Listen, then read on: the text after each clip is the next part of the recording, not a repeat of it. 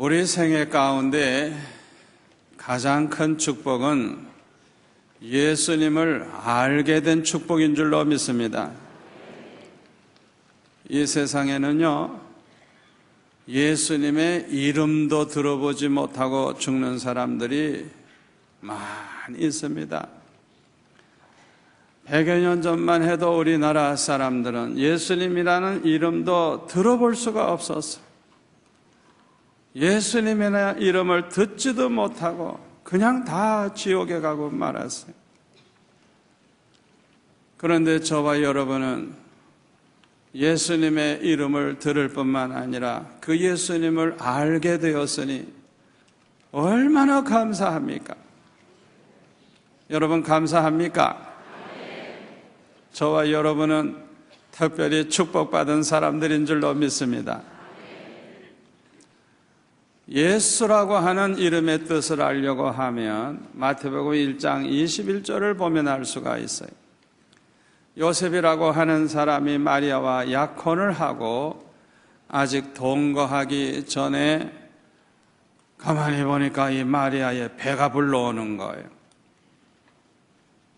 그런데 이 요셉은 아주 의로운 사람이고 착한 사람. 그래서 이 부끄러운 일을 드러내지 아니하고 가만히 조용히 이제 모든 걸 정리하려고 그렇게 생각하고 있는데, 그러던 어느 날 한밤중에 꿈속에서 주의 사자가 나타나가지고 이렇게 말을 했습니다. 아들을 낳을 것이다. 그 이름을 예수라고 하라. 이는 그가 자기 백성을 그들의 죄에서 구원할 자이심이라. 그렇게 말을 했습니다. 구원할 자라는 거예요. 구원할 자. 한마디로 말해서 구세주라는 거예요. 멸망할 수밖에 없는 이 세상을 구원할 뿐이라는 거예요. 구세주. 그게 예수라고 하는 이름의 뜻인 것입니다. 로마서 1장 1절 이하에 보면 사도 바울은 예수님을 이렇게 소개하고 있습니다. 예수 그리스도의 종 바울은 사도로 부르심을 받아 하나님의 복음을 위하여 택정함을 입었으니 이 복음은 하나님이 선지자들을 통하여 그의 아들에 관하여 성경에 미리 약속하신 것이라. 그의 아들에 관하여 말하면 이 육신으로는 다윗의 혈통에서 나셨고 성결의 영으로는 죽은 자들 가운데서 부활하사 능력으로 하나님의 아들로 선포되셨으니 곧 우리 주 예수 그리스도시니라. 이렇게 사도 바울은 소개를 하고 있습니다.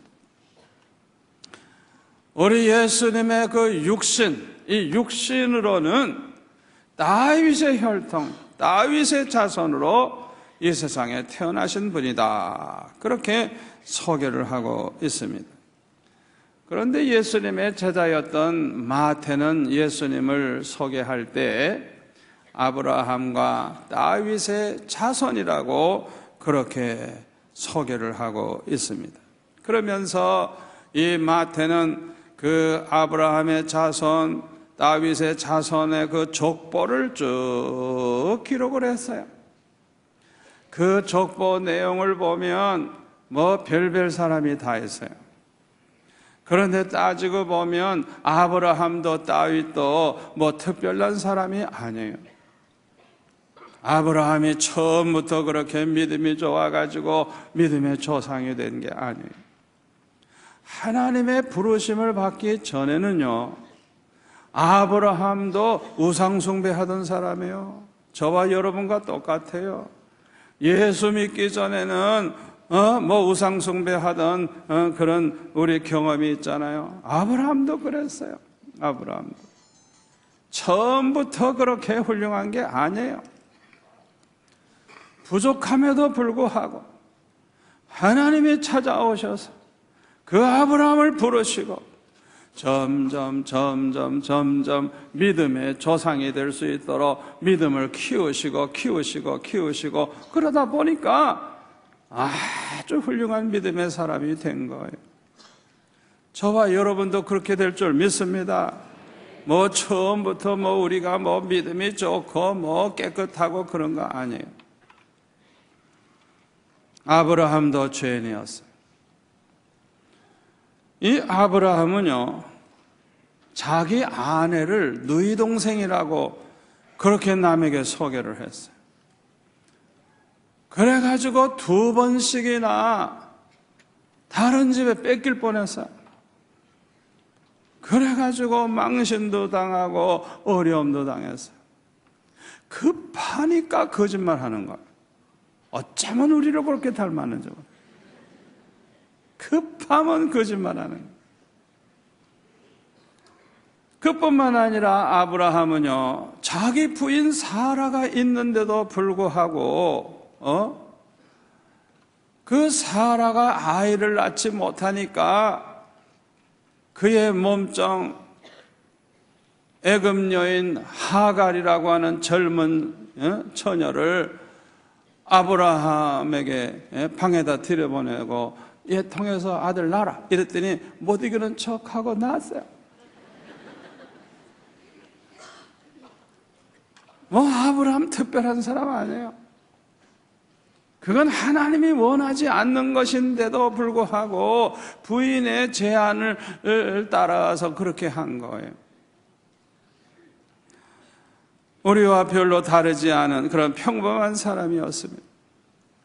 다윗도 마찬가지예요. 처음부터 그가 완전하고 정말 훌륭한 그런 사람은 아니었어요. 이 다윗은 우리아의 아내를 통해 가지고 솔로몬을 낳았어요. 자기 아내를 통해서 낳은 아들이 아니에요. 솔로몬이 우리아라고 하는 사람의 아내예요. 다윗은 우리아를 죽였어요. 그리고 그 아내를 아예 빼앗아 버렸어요. 다윗도 이런 죄인이었습니다. 그럼에도 불구하고 이들이 예수님의 조상으로서 아브라함과 다윗의 자손 예수 그리스도라고 말할 정도로 이런 영광스러운 그런 자리에 들어갈 수 있게 된 것은 첫째는 믿음의 사람들이었기 때문이고 두 번째로는 하나님의 마음에 합한 그런 사람들이었기 때문인 것입니다. 처음부터는 그렇지를 못했어요. 그러나 점점 그렇게 변화돼 가지고 우리 하나님 보실 때에 마음에 꼭 드는 사람이 된 거예요. 이런 사람들을 하나님은 축복하시고 이런 사람들을 우리 하나님은 높여주시는 것입니다. 구약 성경에 보면요, 하나님께서 하나님을 소개하실 때에 사람들이 이해하기 좋게 하기 위해서 나는 아브라함의 하나님, 이삭의 하나님, 야곱의 하나님이니라 그렇게 말씀하셨어요. 나는 저 아브라함이 믿는 그 하나님이다. 이삭이 믿는 그 하나님이다. 야곱이 믿은 그 하나님이다. 이렇게 아브라함과 이삭과 야곱의 이름을 들어서 내가 이들의 하나님 바로 그 하나님이다 그렇게 말씀하셨어요. 뭘 보고 하나님께서 그렇게까지 그들을 높이셨을까요? 그들의 믿음을 보시고 그렇게 말씀하신 것입니다. 예수님의 족보를 보면요, 대부분은 장자의 이름이 다 나옵니다. 그러나 다는 그렇지 않아요. 예를 들어서 야곱은 장자가 아닙니다. 에서가 장자입니다. 또 유다는 야곱의 4번째 아들이지 장자가 아닙니다. 장자는 루벤입니다. 그리고 다윗이 장자가 아니에요. 이 다윗은 8아들 중에 막내입니다. 막내. 큰 형은 엘리압이라고 하는 형이 있어요. 그런데도 불구하고 성경은 마치 다윗이 장자인 것처럼 그 족보를 기록해 나가고 있어요. 왜 이렇게 되는 줄 압니까? 하나님의 나라에서는요, 믿음이 제일 큰 사람이 장자가 된다는 걸 기억하시기를 바랍니다. 하나님의 나라에서는 믿음이 제일 큰 사람, 믿음이 제일 좋은 사람, 그 사람이 제일 큰 자가 되는 거예요. 마찬가지로 이 교회에서도 마찬가지. 만약에 8 형제가 우리에게 나온다고 합시다. 그렇다고 해서 무조건 큰 형이 장로 되고 동생들은 집사 되고 그렇게 되는 게 아니에요. 8번째 막내라도 형들보다 믿음이 제일 좋고 제일 훌륭해서 존경받는 자가 되면 그 막내가 오히려 장로가 되는 거예요. 이게 하나님의 법칙이고 교회의 법칙이에요. 아멘. 여러분, 하나님 앞에 인정받고 싶습니까? 하나님이 귀하게 여기시는 그런 성도가 되기를 원합니까? 믿음의 부자가 되시기를 바랍니다. 큰 믿음의 사람이 되시기를 바랍니다.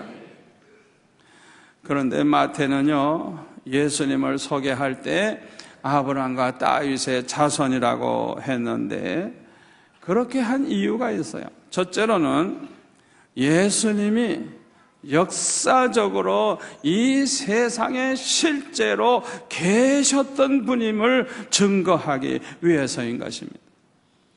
다시 말하면 예수님은 가상적인 인물이 아니에요. 누가 꾸며낸 그런 인물이 아니에요.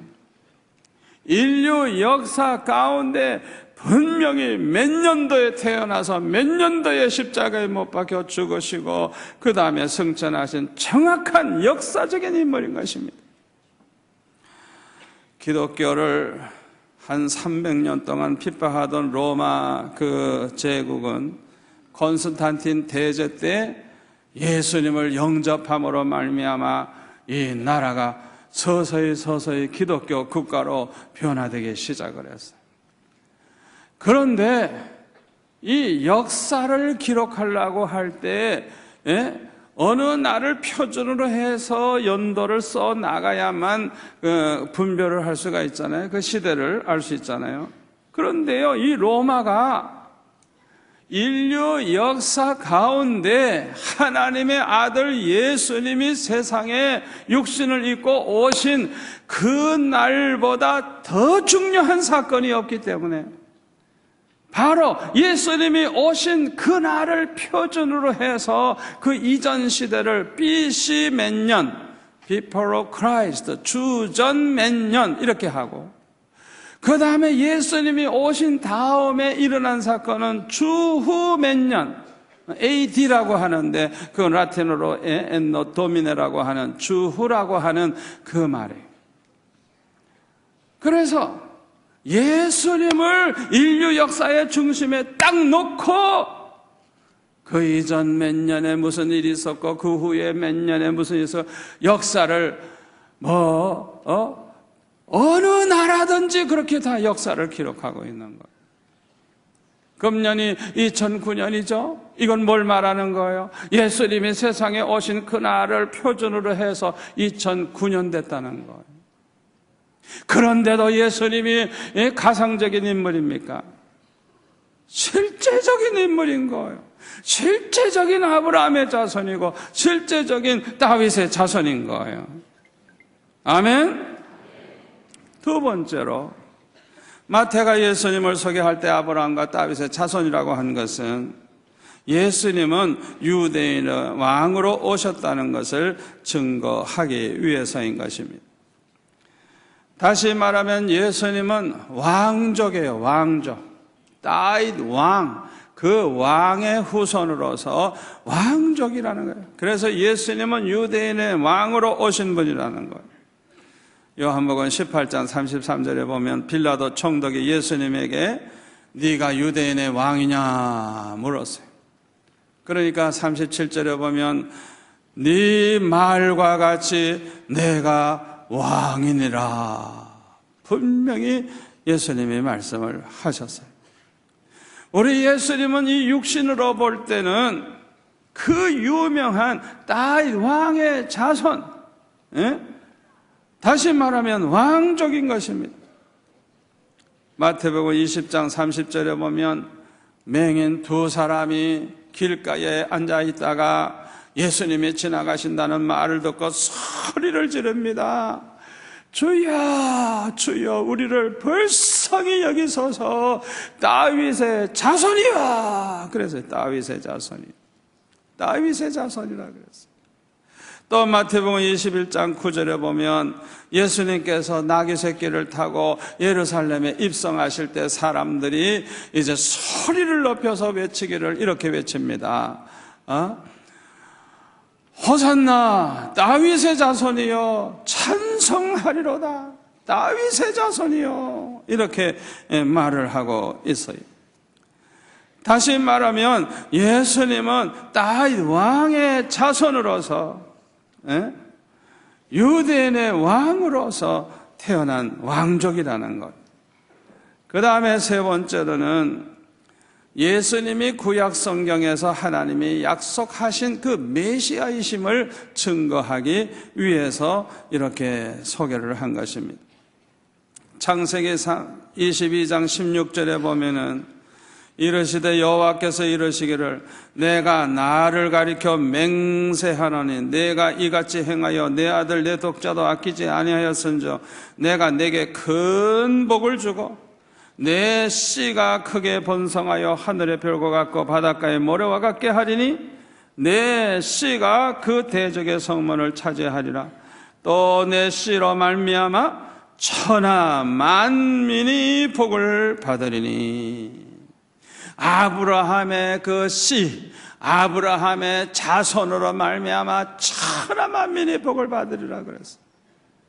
그런데 갈라디아서 3장 15절에 보면은 형제들아 내가 사람의 예대로 말하노니 사람의 언약이라도 정한 후에는 아무도 패하거나 더하거나 하지 못하느니라.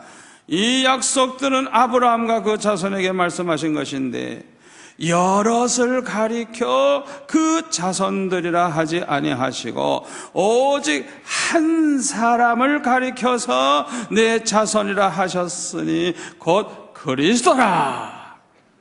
아멘. 아브라함에게 네 자손으로 말미암아 천하 만민이 복을 받으리라. 천하 만민이 복을 받으리라. 요 씨, 요 자손은 한 사람, 예수 그리스도를 가리킨다는 것, 메시아를 가리킨다는 것. 아멘. 여기서 우리가 분명히 알고 넘어가야 될 게 있습니다. 우리 예수님은요 유대인들만을 위한 메시아가 아니고 천하 만민을 위한 메시아라는 것입니다. 아멘.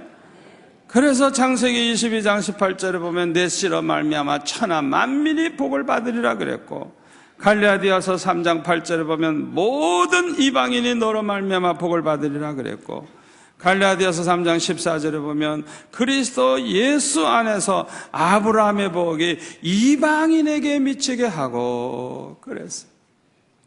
우리 예수님은 이 세상에 구세주로 오셨는데요, 유대인들만을 위해 오신 게 아니에요. 천하 만민을 구원하기 위해서 오신 거예요. 아멘. 마태복음 1장에 나오는 예수님의 족보를 보면요, 이미 이방인의 피가 섞여 있다는 것을 알 수가 있습니다. 3절에 보니까 다말이라고 하는 여인이 나오는데 이 여인은 유대인이 아니고 아람 여인입니다. 그런데 이 다말은요 자기 시아버지 유다와 이렇게 해가지고 애를 쌍둥이를 낳았어요. 이방 여자예요. 얼마나 부끄러운 일이에요. 그리고 5절에 보면 살몬은 라합을 통해서 또 자녀를 낳았는데 이 라합은 기생입니다. 가나안 땅 여리고 성에서 기생 노릇을 하던 여자, 이방 여인이에요. 자기 몸을 팔던 여자예요. 이런 이방인을 통해서 또한 자녀를 낳은 거예요. 그 다음에 보면은 보아스는 룻이라고 하는 여인을 통해서 오벳을 낳았는데, 이 룻은 모함 여자고 과부입니다. 과부. 이방 여자죠. 과부죠. 그러나 이 보아스는 이 여자와 결혼을 해가지고 오벳을 낳았는데, 오벳은 다윗의 할아버지입니다. 할아버지. 그리고 6절에 보면 다윗은 우리아의 아내에게서 솔로몬을 낳았다 그랬는데, 이 우리아는 헷족속, 헷사람이에요. 유대인 아니에요. 잘 생각해 보세요. 그러니까 그 훌륭한 솔로몬도 제대로 된 그런 정상적으로 낳은 아들이 아니에요. 그 조상 가운데는 이방 여인 할머니가 들어와서 몇 번씩 이방인의 피가 섞여 있는 자녀를 낳고, 그 다음에 또 섞이고 또 그렇게 낳고 몇 번씩 거치다 보니까 어찌 그 자손을 순수한 유대인이라고 말할 수 있겠어요? 이미 이방인과 다 섞인 거예요. 예수님이 탄생하셨을 때 제일 먼저 예물을 들고 와서 경배한 사람이 누굽니까? 유대인 아닙니다. 동방박사입니다. 그들은 이방인들입니다. 그런데 그 사람들이 와서 그렇게 멀리까지 와서 이 세상에 오신 예수님을 축하하며 예물을 드리고 절을 했어요. 경배를 했어요. 우리 예수님께서 부활 승천하실 때 마지막으로 하신 말씀이 뭔 줄 압니까? 모든 족속으로 제자를 삼으라. 아멘. 유대인만 제자로 삼으라 그러지 않았어요. 모든 족속, 모든 민족을 제자로 삼으라 그랬어요. 우리 주님은 어떤 메시아냐? 의인들만을 좋아하시고 의인들만을 위해서 오신 메시아가 아니에요. 세상에서 죄 많고 버림받을 수밖에 없는 불쌍한 그 사람들을 위해서 오신 메시아라는 걸 믿으시기를 바랍니다.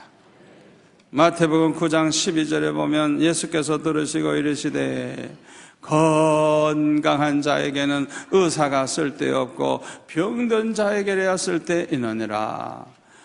너희는 가서 내가 공의를 원하고 제사를 원하지 아니하노라 하신 뜻이 무엇인지 배우라. 다 같이 읽읍시다. 나는 의인을 부르러 온 것이 아니요 죄인을 부르러 왔노라. 할렐루야, 할렐루야. 나는 의인을 부르러 온 것이 아니라 죄인을 부르러 왔노라. 메시아이신 예수님은 죄인을 구원하기 위해서 죄인을 부르러 오셨다는 거예요. 여러분 감사합니까? 그런데 예수님의 수자이자인 베드로는 마태복음 16장 16절에 보니까 예수님을 이렇게 믿고 고백을 합니다. 주는 그리스도시요 메시아시요 살아계신 하나님의 아들이시니이다. 하나님의 아들이라고 그렇게 고백을 하고 있어요. 사람의 아들도 사람이죠. 그렇죠? 사람의 아들도 사람이죠.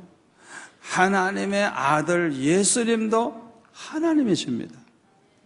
아멘. 사람의 몸을 입고 이 세상에 오셨지만은 사람일 뿐만 아니라 예수님은 하나님이십니다. 그렇기 때문에 우리 예수님은 풍랑이 일어나는 바다를 향해서 잔잔하라 한마디로 하면 잔잔하는 거예요. 이건 하나님이니까 그게 되는 거예요. 아멘. 예수님은 바다 위를 막 걸어오셨어요. 하나님이니까 그게 되는 거예요. 죽은 자를 향하여서도 일어나라 하면 일어나는 거라. 죽은 지 나흘 된 나사로 냄새나는 시체인데 나사로야 나오라 말씀하시니까 막 살아남는 거예요. 여러분 성경이 거짓말하고 있는 게 아니에요. 예수님이 하나님이시기 때문에 그게 되는 거예요. 아멘. 안진뱅이를 향해서도 일어나라 하시니까 일어나는 거예요. 중풍병자에게도 내 침상을 들고 가라 하니까 그 병자가 일어나가지고 벌써 침상을 들고 가는 거예요. 하나님이니까 그게 가능한 거예요. 떡 5개와 물고기 2마리로 5,000명을 먹이고 12바구니 남겼다고. 하나님이니까 그게 가능한 것입니다. 아멘. 우리 주님께서 여러분에게 오셔서 치료하시면 죽을 병도 나을 줄 믿습니다. 하나님이시니까 전능하시기 때문에 그것이 가능한 것입니다. 이 예수님이 우리를 위해 십자가에 못 박히셨어요. 그리고 우리의 모든 죄를 사해 주셨어요. 무덤에 묻히신 지 사흘 만에 다시 부활하셨어요. 그리고 40일 만에 승천하신 예수님은 승천하시면서 너희들이 지금 본 그대로 내가 다시 오리라 말씀하셨어요. 예수님 말씀대로 다시 오실 것입니다. 그 예수님은 지금도 살아계십니다. 때때로 우리에게 찾아오시고 말씀해 주십니다. 그러므로 살아계신 그 예수님을 우리는 만날 수가 있는 것입니다. 여러분 가운데 어려움을 당하시는 분, 고난을 당하시는 분, 절망에 빠지신 분들 낙심하지 마시고 살아계신 주님 앞에 기도하시기를 바랍니다. 주님 만날 기회입니다. 주의 음성 들을 기회입니다. 살아계신 주님을 인격적으로 만날 수 있는 기회입니다. 좋은 기회입니다. 여러분 절대로 물러서지 마세요. 절망하지 마세요. 주님은 살아계십니다. 살아계십니다. 여러분 꼭 여러분들이 응답을 받으시고 주님을 만나시기를 바랍니다. 저는 고등학교 2학년 때 너무 어려움을 많이 당해서 이 세상에서 살고 싶은 마음이 없어져 버렸어요. 그러나 자살은 해서는 안 돼요. 왜? 내 몸은 하나님의 것이지 내 게 아니니까. 어떻게 하면 이 지긋지긋한 세상에서 좀 떠날까? 천국에 빨리 가고 싶어요. 생각해 보니까 금식기도 하다 죽으면 되겠구나. 그건 자살 아니잖아요. 금식기도 하다 죽었는데 뭐 그게 자살입니까? 그래가지고 하루 금식하고 이틀하고 사흘째 들어갔는데 얼마나 배가 고픈지 죽지는 않고 배는 고프고. 생각해 보니까 예수님도 모세도 40일 금식기도 해도 안 죽었어. 방학은 30일밖에 안 되는데 아이고 40일 동안 이거 안 죽으면 어쩌나. 또 그동안 얼마나 배가 고프고 얼마나 고생하겠노. 생각해 보니까 안 되겠다. 사흘째 되는 날 내가 죽어야 되겠다. 절대로 이 날을 넘기면 안 된다 생각하고 아주 찬심으로 기도하기 시작했어요. 아버지, 나는 이런 세상은 난 살기 싫어요. 아버지, 날 불러가 주세요. 날 불러가 주세요. 난 이런 세상 살기 싫어요. 하여튼 있는 힘을 다 해서 기도하다가 깍 하고 죽으려고 그냥. 하여튼 그냥 온 힘을 다 해서 부르짖는 거예요. 예? 시간 끌면 손해니까 그날로 끝내야 되니까 그냥 찬심으로 기도했어요. 그런데요, 보이는 것은 없는데 그 자리에 주님이 찾아오셨어요. 너는 죽었느니라. 너는 죽었느니라. 나를 위해서 살아줄 수 없겠니? 나를 위해서 살아줄 수 없겠니? 나를 위해서 살아줄 수 없겠니? 아주 분명하게 주님이 그냥 얼마나 애원하시듯이 나를 위해서 살아줄 수 없겠니? 3번씩이나 저에게 말씀을 하셨어요. 저는 그날 이후로 지금까지 이렇게 목회를 40여 년 동안 하면서 때때로 주님이 오셔서 말씀을 하세요. 여러분, 주님은요, 무덤 속에 지금 계신 분이 아니에요. 살아 계신 분이에요. 주님은 눈을 만드신 분이기 때문에 우리를 다 보고 계십니다. 우리 형편을 다 알고 계십니다. 우리에게 뭐가 필요한지, 어디가 아픈지, 소원이 뭔지, 급한 게 뭔지 주님은 다 아십니다. 길을 지으신 하나님은 다 듣고 계십니다. 입을 지으신 하나님은 말씀도 하십니다. 아멘. 말씀하세요. 말씀하세요. 말씀하세요. 제가 우리 교회 개척을 하고 부흥이 막 될 때 주님이 저에게 그때 그런 말씀을 하셨어요. 이 교회는 네가 세운 게 아니다. 내가 세웠느니라. 이 교회가 이렇게 부흥되는 것은 네가 잘나서 네가 설교를 잘해서 부흥되는 게 아니다. 내 백성을, 내 양을 내가 모아주는 것이다. 주님이 모아주신대요. 이 자리에는 마산에서 오신 분, 거제도에서 오신 분, 창원에서 오신 분, 김해에서 오신 분, 울산에서 오신 분, 양산에서 오신 분, 여기저기서 오신 분이 있어요. 자기가 결정해서 온 것 같죠? 천만에요. 사실은 주님이 보내주신 것입니다. 주님이 모아주신 것입니다. 주님이 하신다고 저한테 분명히 말씀을 하셨어요. 아멘. 주님은 살아 계십니다. 주님은 여러분의 기도를 들어주십니다. 이번 다니엘 세일의 기도 동안에 꼭 응답받으시기를 바랍니다. 주님 만나시기를 바랍니다. 인격적으로 한번 만나시기를 바랍니다. 그러면요, 목에 칼이 들어와도요, 눈 하나 깜짝 안 하고 믿음 지키고 순교할 수 있어요. 주님 만나는 성도들 다 되시기를 축원합니다. 기도하겠습니다. 아버지 하나님 감사합니다. 오늘 이 자리에 계신 분들 복 있는 분들인 줄로 믿습니다. 주님 만나게 하여 주옵소서. 주의 음성 듣게 하여 주옵소서. 모든 문제가 해결되게 하여 주옵소서. 예수님의 이름으로 기도하옵나이다. 아멘.